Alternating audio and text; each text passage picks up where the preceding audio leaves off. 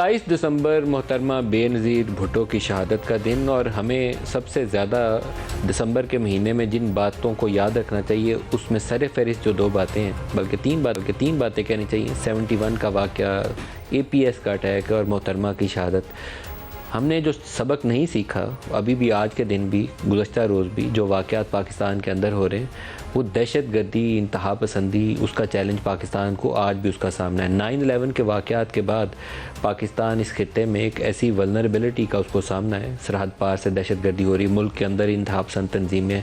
आगाज़ तो इसका हुआ था जहाद अफ़गानिस्तान के दिनों से, जब हम अमेरिका के इत्तेहादी बने थे। तो अमेरिका तो इत्तेहादी बन के अपने मकासद पूरे करके पाकिस्तान पर पाबंदियाँ लगाई, और जैसे ही सोवियत यूनियन टूटा यहाँ से चलता बना। लेकिन 90 की दहाई के अंदर यही तंजीमें जो थीं पाकिस्तान के अंदर भी और ख़ित्ते के अंदर भी दहशत गर्दी के मुख्तलिफ वाक़यात में मुलव्वस रहीं। पाकिस्तान में उससे बहुत ज़्यादा इंस्टेबिलिटी फैली। हुआ ये कि 9/11 के बाद जिनको जहादी कह के अमेरिका ने गले लगाया था, उन सारों को उसने दहशत गर्द डिक्लेयर कर दिया। जंग शुरू हुई और वो दहशत गर्द जो थे वो सारे अमेरिका फिर मज़े से यहाँ से चलता बना, जैसे पहले उसने किया था। जैसे ही सोवियत यूनियन टूटा, रेड आर्मी विड्रॉ की अफ़गानिस्तान से, पाकिस्तान पर पाबंदियाँ लगाई और वो चला गया।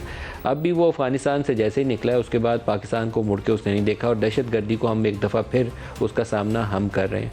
तालिबान की हुकूमत अफ़गानिस्तान में बनी। बहुत सारे लोगों का शौक़ ये था कि तालिबान वहाँ आएंगे तो पाकिस्तान से बड़ी प्यार मोहब्बत कायम हो जाएगी। पहले भी ये गलती हमने की थी। पहले भी तालिबान के आने के बाद पाकिस्तान से कोई प्यार मोहब्बत वाला रिश्ता नहीं था। पाकिस्तान में अदम इस्तेहकाम बढ़ा था। तो 27 दिसंबर के वाक़यात के अंदर भी जो लोग मुलव्वस हैं, उनका ताल्लुक़ उन्हीं दहशत गर्द तंजीमों TTP के साथ जोड़ा जाता है। बाज़ लोगों का ख्याल यह है कि पाकिस्तान के जो दुश्मन ममालिक की हॉस्टाइल एजेंसीज़ हैं, बाज़ लोगों का अमेरिका के ऊपर शक है, बाज़ लोगों का किसी और मुल्क के ऊपर शक है, उसकी तरफ निशानदेही करते हैं। क्योंकि मोहतरमा की शहादत के नतीजे में पाकिस्तान में बहुत बड़ा सियासी खला पैदा हो गया था। पीपल्स पार्टी की क़यादत भुट्टो फैमिली के पास थी और भुट्टो फैमिली ही उसको लीड करती थी। उसके बाद किया उन्होंने ये कि पहले आसिफ अली ज़रदारी, उन्होंने पार्टी को चलाया, और फिर बिलावल का नाम जो था बिलावल ज़रदारी की बजाय बिलावल भुट्टो ज़रदारी कर दिया, सिर्फ भुट्टो फैमिली की मिरास जो थी उसको बरकरार रखने के लिए।